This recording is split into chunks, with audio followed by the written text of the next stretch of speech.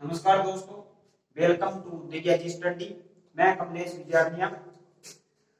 हमारी पहली क्लास में हमने पढ़ा था वर्ण विचार के बारे में और उसी टॉपिक को आज हम कंटिन्यू करते हैं। क्लास शुरू होने से पहले मैं आपका 2 मिनट का समय देना चाहूंगा। आपको तो पंक्तियां सुना रहा हूँ, कृपया ध्यान से सुनना। ये दुनिया है इंसानों की, ये दुनिया है इंसानों की, हर रात छुपाना पड़ता है, गम हो चाहे कितना भी है, दिल में मुस्कुराना पड़ता है। तो आपको बताया गया पंक्ति में कि ये दुनिया क्या है, इंसानों की है और यहाँ पर हर रात छुपाना पड़ता है। तो चलो खैर इन बातों को छोड़िए, हम अपनी क्लास की तरफ ध्यान देते हैं। पिछली क्लास में हमने पढ़ा था वर्णों के बारे में चर्चा की और वर्णों का स्वरों के बारे में पढ़ा था और स्वरों के बारे में हमने चर्चा की और उनको 2 भागों में डिवाइड कर दिया था और वो भी मात्रा के आधार पर हमने पढ़ा था स्वरों के बारे में। और मात्रा के आधार पर 2 भागों में हर्ष और दीर्घ के बारे में पढ़ा और इसी को आज कंटिन्यू करते हैं। हम पढ़ते हैं प्लुत स्वर के बारे में। प्लुत स्वर, प्लुत स्वर में ओम आता है। ओम का प्रयोग हिंदी में कॉलेज, नॉलेज और डॉक्टर लिखने में किया जाता है। उससे आगे हम पढ़ेंगे आज स्वरों को जीव के आधार पर, जीवा के आधार पर, जीवा के आधार पर स्वरों के भेद, स्वरों के भेद।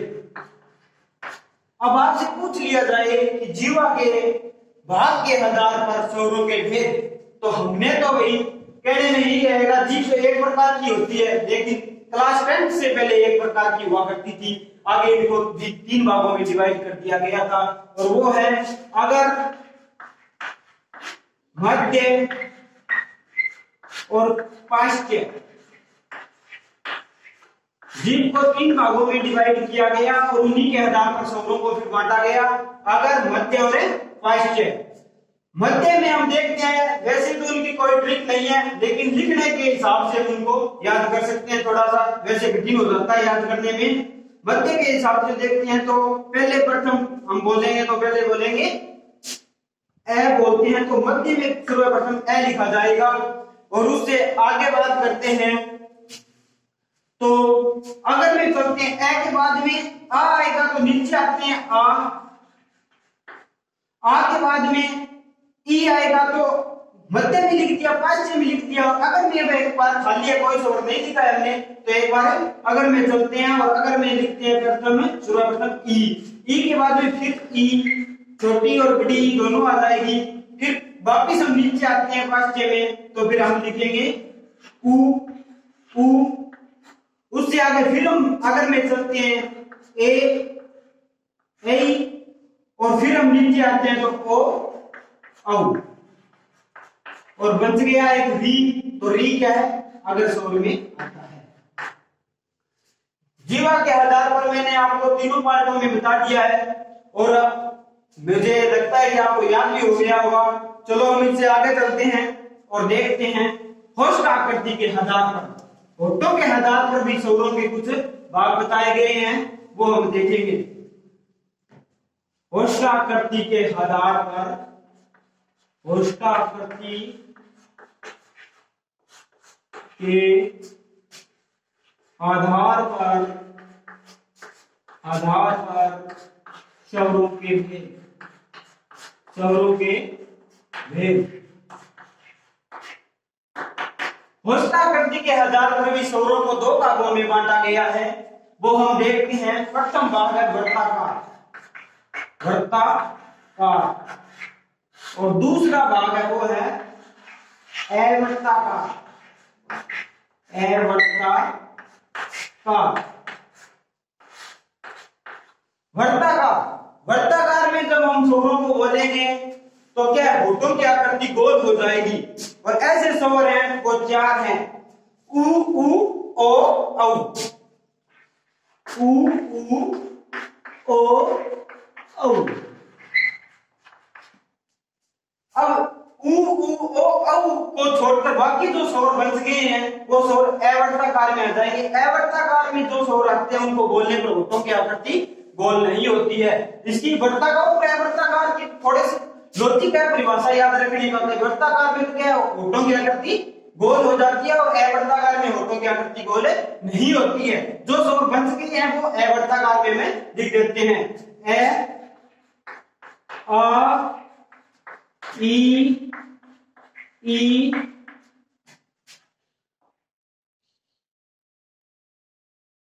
खैर थोड़ी दिक्कत हो गई।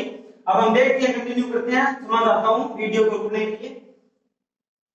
ए ऐ और री। अब हमने पढ़ा होष्टाकृति के आधार पर वर्ताकार और अवर्ताकार, और उससे आगे चलकर हम देखते हैं मुखाकृति के आधार पर। मुखाकृति मुंह के आधार पर भी स्वरों को कुछ भागों में बांटा गया है, वो हम आज देखेंगे। अभी मुखाकृति के आधार पर स्वरों के है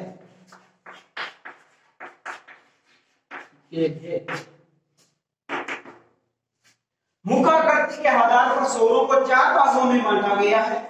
भाग 1 विवर्त।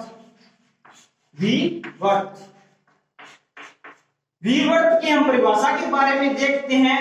तो विवर्त वाले स्वरों को जब बोलते हैं तो मुंह के सर्वाधिक खुलता है। तो सर्वाधिक खुलता है, बोल के ट्राई मारो आप। ए में नहीं खुलेगा, आप बोलेंगे तो मुंह क्या है सबसे ज्यादा खुलेगा। आ क्या है विवर्त में आता है। विवर्त के बाद में पार्ट 2 है, वो है अर्धविवर्त।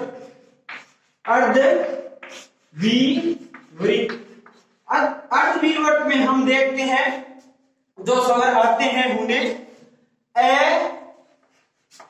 ऐ और ओ। अब देखते हैं ए ऐ ओ और री। अर्धविवर्त में क्या है, मुंह आधे से ज्यादा खुलता है। और तीसरा पार्ट है मुखाकृति के आधार पर, तीसरा जो भाग है वो है संवृत्त।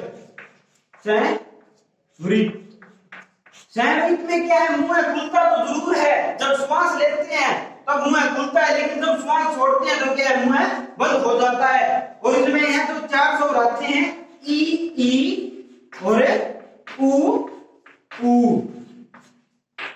अब देखते हैं पार्ट 4 है जो है अर्धसंवृत्त। इनमें क्या है, मुंह है बिल्कुल ना के बराबर खुलता है। और इनमें आता है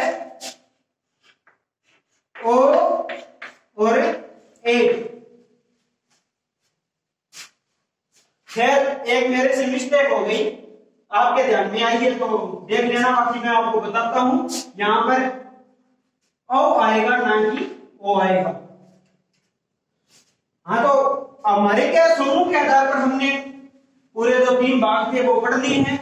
अब आपको एक बात फिर मैं बताना चाहूंगा कि पहली क्लास में हमने देखा कि वर्णों की कुल संख्या 44 होती है।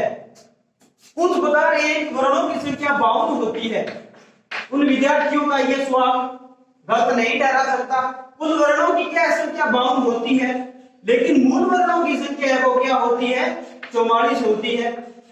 मूल वर्णों में 33 व्यंजन और 11 स्वर जोड़े गए हैं। बाकी जो रह गए हैं व्यंजन और स्वर वो इनमें क्या ऐड नहीं किए गए हैं। वर्णों की कुल संख्या 52 इस तरह होती है। 33 व्यंजन को हम जोड़ते हैं, प्लस 11 स्वर जोड़ते हैं, प्लस 4 संयुक्त स्वर होते हैं वो भी ऐड किए जाते हैं कुछ स्वरों में। और इसके बाद 2 उपक्षिप्त व्यंजन होते हैं, उपक्षिप्त व्यंजन होते हैं वो भी ऐड किए जाते हैं इसमें 52 में। और प्लस 4 2 और होते हैं अयोग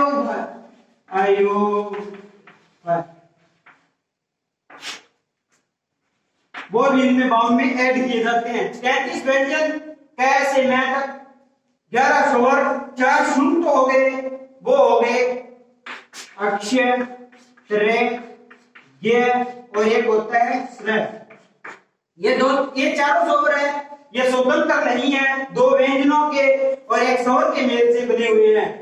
बाकी कल हम बात करेंगे व्यंजनों के बारे में। अगर आपको आज की क्लास पसंद आई है तो लाइक शेयर कमेंट और चैनल को सब्सक्राइब करना ना भूले। धन्यवाद।